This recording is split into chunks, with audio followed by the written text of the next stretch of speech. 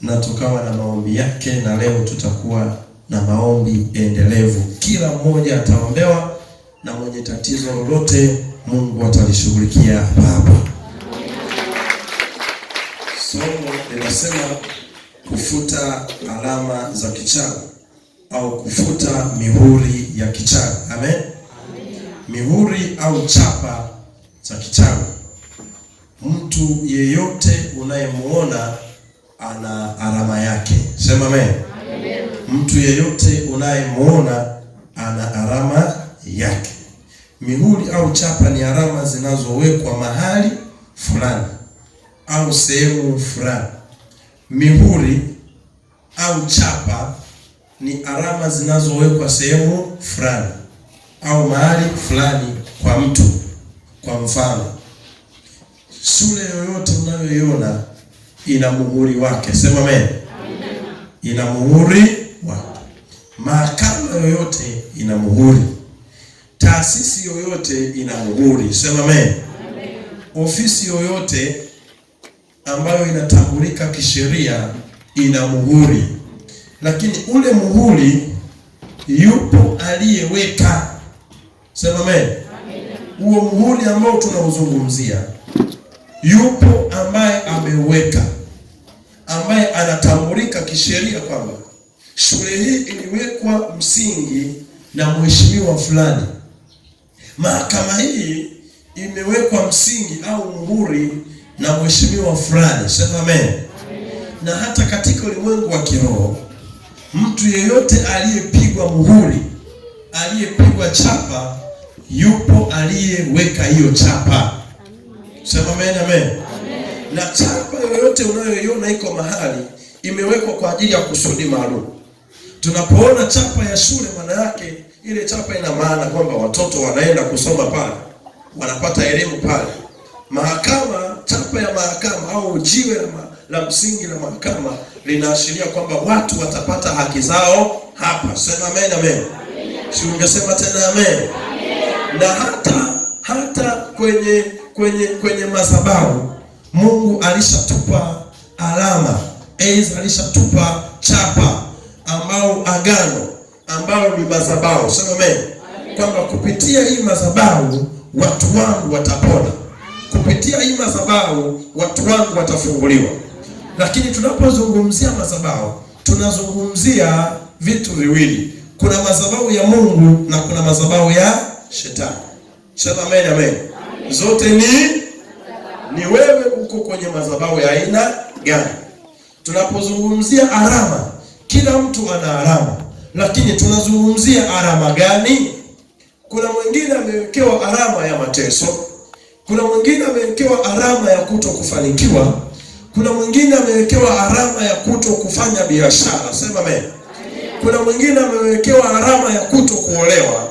Kuna mwingine amewekewa alama ya watoto wake wote anaowazaa wasiwe na maendeleo yoyote. Si ungesema tu amina? Na kuna mwingine anawekewa alama kwamba huyu mtu akienda mahali fulani asikubalike. Manake wanatuma ni alama, chapa unakuwa unatembea nayo. Sasa yule anayetuma chapa ndiye anayekuwa ni mmiliki, anakumiliki wewe. Sasa popote unapoenda, hata ukutane na watu aina gani, hawawezi wakakusaidia kwa sababu wanaona nyuma yako yupo kiongozi aliyekuwekea alama. Sema amen, amen. Sema tena amina. Inua mikono yako tu, sema alama yoyote. Sema nembo yoyote walioniwekea ndani ya maisha yangu, ndani ya mwili wangu, nisifanikiwe, nisipige hatua, nisisonge mbele, ninaifuta, ninaitoa kwa jina la Yesu. Alama yoyote walionivalisha kwenye hatua zangu, ninaifuta kwa jina la Yesu. Naitoa kwa jina la Yesu. Sema amina ya kutosha. Kwa kuna wakati mwingine unaweza ukawa unatembea, watu walisha kupiga chapa. Lakini katika hali ya kawaida, katika taifa letu la Tanzania, nalo lina alama yake kwa raia wake. Sema amen, amen. Unapoona unasema mimi ni Mtanzania, kipi kinakutambulisha kuwa wewe ni Mtanzania? Ni ile sindano ya ndui. uliochoma. Ile ndio inayokutambulisha kuwa wewe ni Mtanzania. Maana yake ni chapa ya Tanzania kwa mtu anayeishi ndani ya Tanzania. Amina. Kuna mtu ambaye ananielewa vizuri? Naeleweka vizuri. Sasa na wachawi nao wana alama zao, ili wakuweke kwenye mikono yao, ili wakuweke kwenye sekta yao, lazima wakuwekea alama, ili wakutengenezee kitu fulani ambacho kitakuwa kinakushambulia. Wanakutengenezea alama. Sema amen, amen. Yaani hawaoni akili zako kama akili, ila wanaona ulevi ndani yako.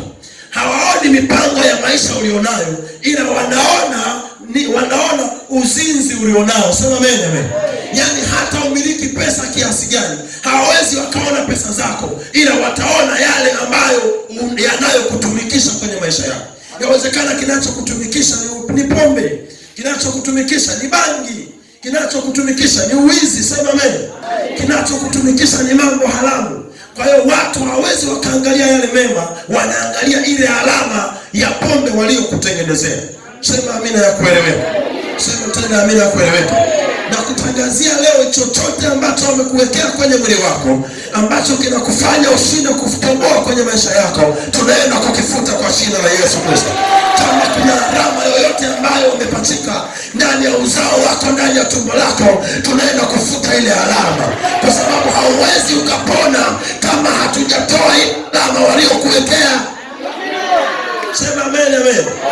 Jambo la kwanza la kukutambua kwa wewe ni nani ni alama iliyoko kwenye paji la uso wako. Amina. Sema amina nyingine. Una alama gani unatembea? Kuna mtu anatembea na alama ya kufa. Anatamani tu kujiua, sema mimi bora nijiue.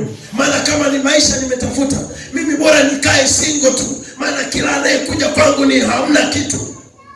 Maana yake ni nini? Wamemtengenezea alama kwamba yoyote anayekuja kwenye maisha yake awe ni mtu wa kumuumiza tu, awe ni mtu wa kumfadhaisha. Ni jiwe walilomtengenezea na tembea nao. Nasema alama yoyote tunaenda kuitoa leo.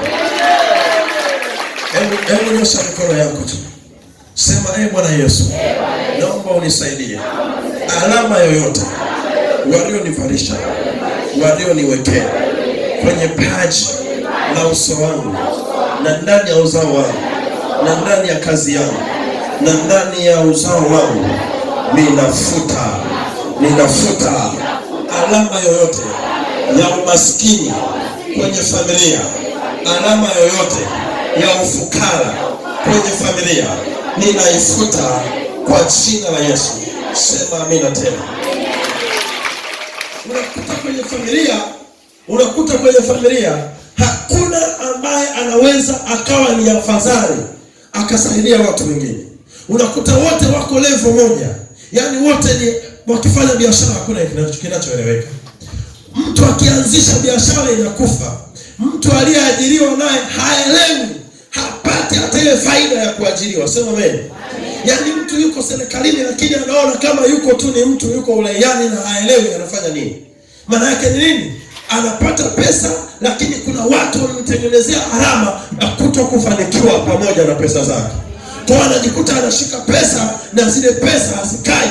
Anajikuta anashika biashara inatulia, afu kesho inayumbishwa. Maana yake ni nini? Yupo kiongozi ambaye anacheza na maisha yako. Haijalishi kwamba yuko maeneo gani, lakini yeye anacheza na alama aliyoiweka kwenye mwili wako. Amina. Sema amina tena. Sema amina tena. Ongeza tena na nyingine. Utajikuta tu unapata mshahara wa kueleweka, unapata pesa ya kueleweka, lakini huoni maendeleo. Unajikuta unafanya kazi usiku na mchana, unakesha huko kazini, unatoka usiku unarudi usiku, lakini huelewi unachokifanya. Kumbe kuna mtu amekutengenezea alama kwenye ulimwengu wa kiroho ili usiweze kufanya maendeleo yoyote. Na kuhakikishia kama umekanyaga kwenye hii madhabahu, utaitambua alama iliyokufunga kwenye maisha yako, utaitambua alama inayokutesa kwenye maisha yako. Maana chanzo cha kufanikiwa ni alama unayotembea nayo. Una alama gani unatembea nayo? Una kitu gani unatembea nayo? Yawezekana unatembea na alama ya mikosi. Sema amen, amen. Unatembea na alama ya nini? Ya mikosi. Yaani ukienda tu sokoni hakuna anayekusalimia. Unatembea barabarani hakuna anayekusalimia zaidi ya watoto wako waliokuzoea. Amina. Sio sema tu amina. Amina. Sasa unaitika amina ndogo unataka. Maana kama wewe ndio. Sema amina. Haleluya, haleluya. Unakuta tu majirani tu huko nyumba ya wapangaji na vyumba 8 9, unakuta tu asubuhi unaamka kila mtu kashika beseni lake anaenda kumwaga maji yasiyojulikana huko, hakuna hata salamu. Amina. Haleluya. Amina. Haleluya. Anza kujifikiria, huyu jamaa mbona ananinunia? Kumbe uelewi kuna alama ambayo wamekutengenezea ili msielewane na ndugu zao. Msielewane na majirani zao. Msielewane na watu ulio nao karibu. Ni roho tu za wachawi hizo. Lakini tutazishughulikia leo. Sema amina kwa. Sema tena amina nyingine. Naomba msomaji kama yuko anitafutie kitabu cha Ufunuo wa Yohana 13 mstari wake wa 16 mpaka 18. Kama kuna msomaji tumsogezee mic aweze kutusomea.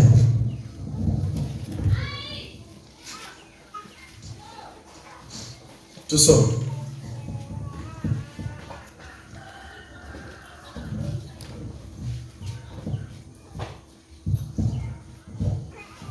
Mstari ngapi?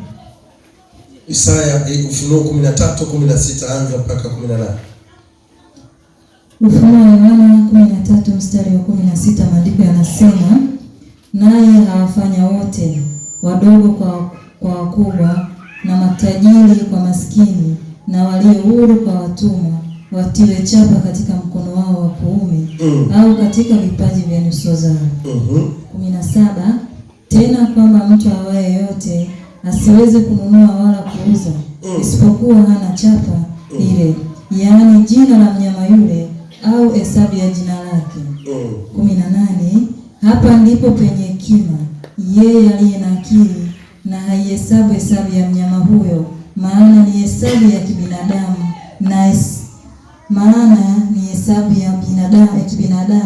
na hesabu yake ni 666. Bwana Yesu atupe sana. Anasema naye awafanya wote wadogo kwa wakubwa, na matajiri na maskini, na walio huru kwa watumwa, maana yake wanaotumikishwa, sema amen. Watiwe chapa katika mkono wao wa kuume na katika vipaji vya nyuso zao. Watiwe chapa kwenye mikono yao ya kiume na katika vipaji vya nyuso zao. Na tukumbuke kwamba mikono ndiyo inayoweza ikatoa na kupokea. Sema amen, amen. Mikono ndiyo kila kitu ambayo inaweza ikaingiza pesa, ikatoa pesa, ikatoa kitu, ikaingiza kitu. Sasa ile mikono, maandiko matakatifu yanasema ikatiwa chapa. Bwana Yesu ainuliwe sana. Soma kitabu cha Luka, ule mstari wake, sura yake ya kwanza mstari wa 33. Soma. Luka 1 anza mstari wa 26. Ninasoma kwa jina la Yesu. Mwezi wa 6 malaika Gabrieli alitumwa na Mungu kwenda mpaka mji wa Galilaya, jina lake Nazareti, kwa mwanamwali bikira aliyekuwa amepozwa na mtu, jina lake Yusufu, na mbali ya Daudi, na jina lake bikira huyo ni Mariamu. Akaingia nyumbani kwake akasema, Salamu. Uliyepewa neema. Bwana yuko pamoja nawe. 29, naye akafadhaika sana kwa ajili ya maneno yake.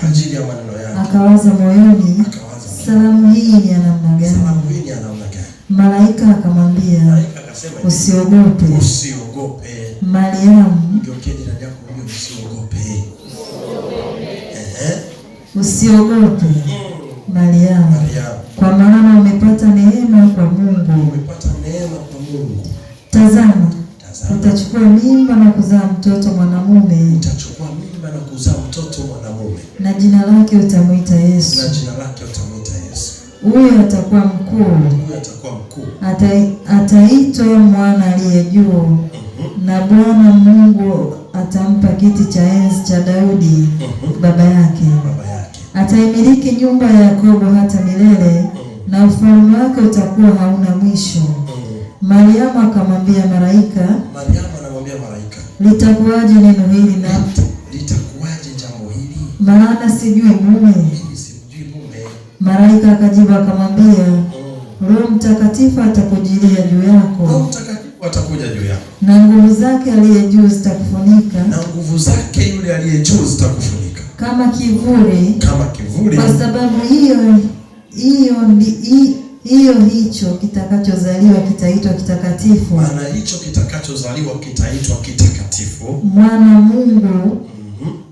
Tena tazama, jamaa yako Elizabeti naye atachukua mimba ya mtoto mwanamume. Na rafiki yako Elizabeti atachukua mimba ya mtoto mwanamume katika uzee wake. Katika uzee wake. Na mwezi huu ni wa 6 kwake yeye aliyeitwa tasa. Na mwezi huu ni wa 6 kwa yule aliyeitwa tasa. Sema amina kubwa. Amina. Sema amina isikike tena. Amina. Sikiliza. Mungu anamtuma malaika Gabrieli kwenda kuweka alama ya ujio wa Kristo kwa ajili ya kuokoa wanadamu. Sema amen. Jambo lolote linapotaka kutokea katika ulimwengu fulani lazima kuwe na alama au ishara. Sema alama na ishara. Sema alama na ishara. Mungu akutaka Kristo akae ndani ya tumbo la Bikira Mariamu bila taarifa. Jambo la kwanza, ishara ilianza kutokea. Malaika Gabrieli anamwendea Mariamu, anasema utachukua mimba na kuzaa mtoto mwanamume, utamwita jina lake Yesu Kristo. Sema amen, amen. Manake tayari alienda kumwekea jiwe la msingi, alienda kumwekea alama ya attention, tahadhari ya utayari, kwamba muda wote usishangae kwa hili litakalo tokea. Kuna mtu ananielewa vizuri?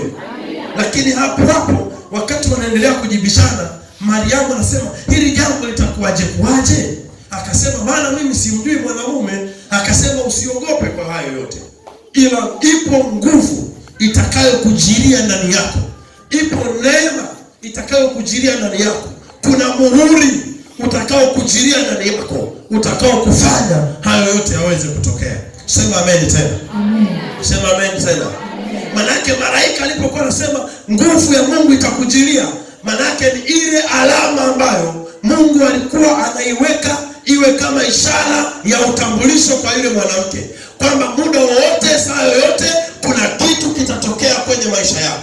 Ndivyo ninavyotamani kuanzia sasa Mungu akuwekea alama ya kufanikiwa kwenye maisha yako. Mungu akuwekea alama ya kupona kwenye maisha yako. Mungu akuwekea alama ya kuonekana na kukubalika kwenye maisha yako. Yeyote aliyekuwekea alama ya kufeli na kutokukubalika, Mungu aiondoe hiyo alama na akuwekea alama mpya itakayokusaidia. Kumbuka mwezi wa 6 malaika Gabrieli anamwendea yule mwanamke Mariamu ambaye alikuwa haelewi lili wala lile, hajui kitakachoendelea, alikuwa hajui wala dakika wala saa kwamba kutakuja kutokea na kitu kama malaika ndani yao. Lakini kwa sababu ilikuwa ni nuru ya Kristo, ilikuwa imeshamulika Mariamu, Mungu akaachilia nguvu ndani ya Mariamu na kabeba kitu kisichokuwa cha kawaida. Natamani Bwana jambo lisilokuwa la kawaida kwenye maisha yako.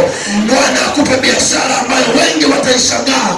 Bwana akupe mtaji ambao wengi wataushangaa. Bwana akupe familia ambayo wengi wataishangaa katika jina la Yesu. Sema amina nyingine tena. Wakati tunaendelea kusoma Biblia, tunamuona tena malaika yule anamtabiria yule Elizabeti ambaye alikuwa ni tasa. Sema amen, amen. Alikuwa ameshakata tamaa kabisa ya kupata mtoto, ameshashindwa kabisa na siku zake zimekoma, akaona tayari mimi ndivyo nilivyo. Lakini Mungu anaenda kusema kupitia malaika, anamwambia rafiki yake kama mdogo wake, kama mtoto wake, anasema na jamaa yako Elizabeti atabeba mimba. Ana mimba ya miezi 6 na huyo mtoto aliyembeba ni mtoto wa kiume. Lakini kumbuka maandiko matakatifu anasema huyo Elizabeti ana mimba ya miezi 6. Ila cha ajabu, sema cha ajabu, Elizabeti alikuwa hajui kwamba ana mimba. Amen. Sema amen. amen. Amen. Wewe tu mimba miezi mmoja, mate yamejaa mdomoni, ndio nzima unatema. Amina. Mwenzio miezi mingapi? 6. Miezi mingapi? 6. Hajui kwamba ana mimba. Anaenda kupewa taarifa, anaenda kupewa ujumbe na Mariamu. Baada ya malaika alipotoa ile sauti akayeyuka, Mariamu akashtuka kidogo. Akasema hivi naota, anafanya nini? Akajiona kumbe haoti, ila ameona live. Sema amen. Natamani nawe uanze kuona miujiza yako live hapa. Natamani uanze kuona miujiza yako ya hewani hapa. Sema amen, amen. Akasema hivi, akastuka, malaika kaondoka. Tayari kashatoa taarifa, kashapewa habari. Mariamu tayari majukumu ni ya kwako. Mariamu hakukaa, akakimbia kaenda kwa shoga yake. Akasema sikiliza, malaika amenitokea. Amevaa mavazi meupe. Kilichonishangaza, salamu aliyonisalimia haipo kwenye mji wetu wa Yerusalemu. Sema amen. Elisabeth akamwambia, niambie shoga yangu ilikuwaje? Akasema alipofika akasema salamu. Mimi nilipowaza tu nikasema hii salamu ya namna gani? Akajua. Akasema usiogope. Lakini mbaya zaidi alichoniambia akasema nitachukua mimba na nitamzaa mtoto atamuita Yesu. Mimi nikamuuliza mbona simjui Mungu? Akasema usiogope, malaika Gabrieli akasema usiogope, malaika atakushukia, nguvu ya Mungu itakushukia, itakuwa mabegani mwako. Hicho kitakachozaliwa ni kitakatifu. Nina imani ingekuwa wewe ndio unapewa hiyo taarifa, nakwambia usingeelewa. Amina. Sema amen, amen. Amen. Kabisa. Wewe umjui mwanaume. Humjui kabisa mwanaume. Hiyo mimba inaingiaje? Hivi Mariamu na akili timamu. Mariamu akasema sikiliza, kwa kukuthibitishia sasa amekutaja na wewe. Amen. Hivi kuna mtu ananielewa? Akasema sikiliza, kwa kukuthibitishia kwamba ameniambia amekutaja na wewe. Na mimi tasema kasemaje? Amesema una mimba yenye miezi 6. Mariamu, Elizabeth anataka kukataa, akasema wewe sio kweli. Akasikia kitoto kikaruka tumboni, akasema wewe ni kweli. Elizabeth anashika tumbo na mlana kuta kitoto kinacheza namna hii, kinaruka namna hii. Yule ambaye alikuwa anaitwa tasa anakuta tumboni kitoto kinacheza. Mimba imeingiaje haijulikani. Huo uzao umekuaje mpaka miezi 6 haijulikani. Ila muujiza uliofanyika mbele za Bwana ni kwamba ipo mimba ndani ya tumbo lake yenye miezi 6. Na kutabiria na wewe uliye tasa, pokea kwa jina la Yesu Kristo. Nasema wale waliosema huwezi kuzaa, pokea mapasa kwa jina la Yesu Kristo. Nasema pokea kwa jina la Yesu Kristo.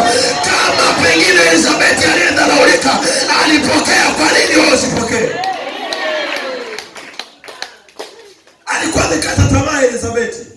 Akasema mimi bwana nitakufa hivi.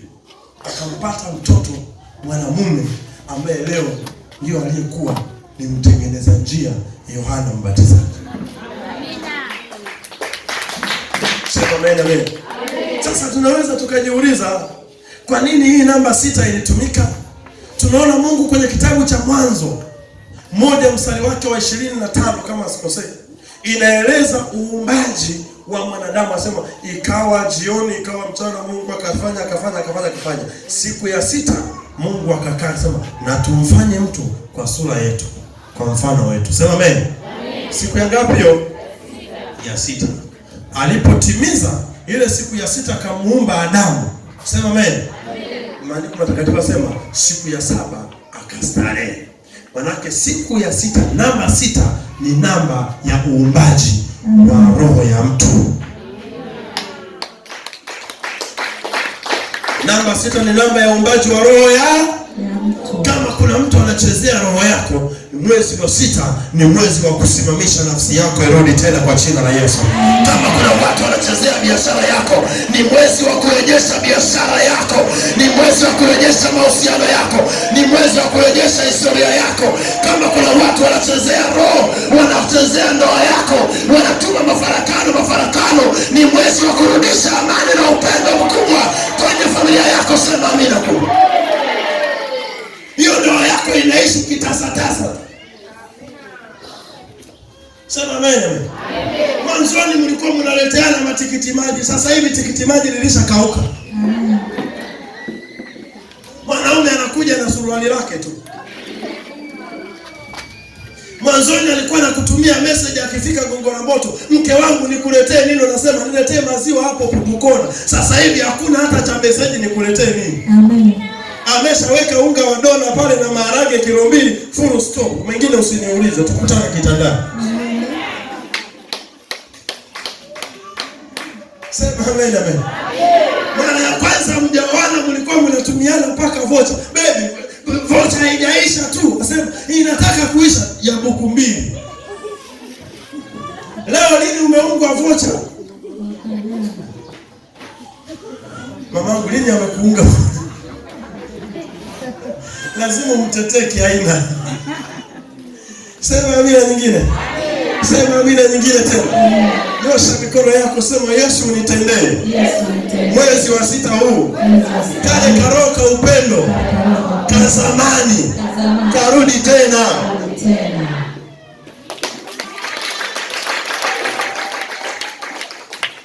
Ukifika ndani kama Osama bin Laden. Ukifika ndani kama Gaddafi. Baba kisha ingia tu watoto wote kwenye vyumba vyao, sema sitaki makelele kabisa na baba.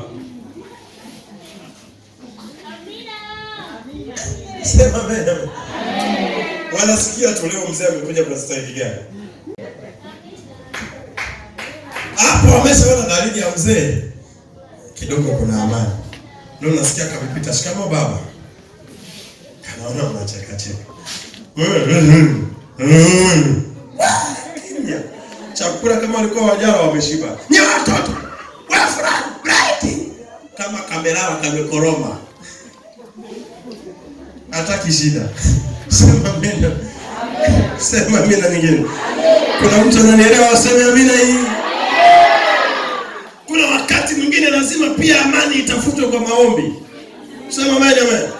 Kwa mfano tukiona taifa letu kama kuna mitikisiko inatokea, kuna wakati mwingine kuna wale ambao watakuja tu juu bila kupanda, bila kuelewa kwamba ni mazingira aina gani, lakini wale wenye roho ya Mungu watajua tunachopambana nacho ni kitu gani. Wapo watu wanawinda taifa letu liwe kwenye misingi ya vita. Sema amen amen. Kuna uchawi wa kiwilaya, kuna uchawi wa kijiji, kuna uchawi wa mtaa, kuna uchawi wa mkoa, kuna uchawi wa Tanzania, wa taifa. Iko naelewa vizuri? Amen. Hata viongozi wetu wana watesi wao katika ulimwengu wa kiroho. Amen. Yaani achana tu na mambo ya kimwili kwamba ni nini na nini. Hata viongozi wetu pia wana vita. Kuna mtu ambaye ananielewa? Amen. Hawa viongozi wetu wa mkoa, wakuu wa mikoa hawa wana vita. Sema amen. Amen. Unagombea uwe mkuu wa mkoa ukanda wetu huko. Alafu kuna wazee wa kimila kule hawataki mkoa wetu uwe na maendeleo. Kuna mtu aniatie waliongoze taifa lako, waongoze watu wako. Kila mihuri iliyowekwa ya kumwaga damu, ya kuvuja damu ndani ya taifa letu, ndani ya wilaya yetu, ndani ya kijiji chetu, ndani ya mtaa wetu, tunakuomba komesha kabisa vita yoyote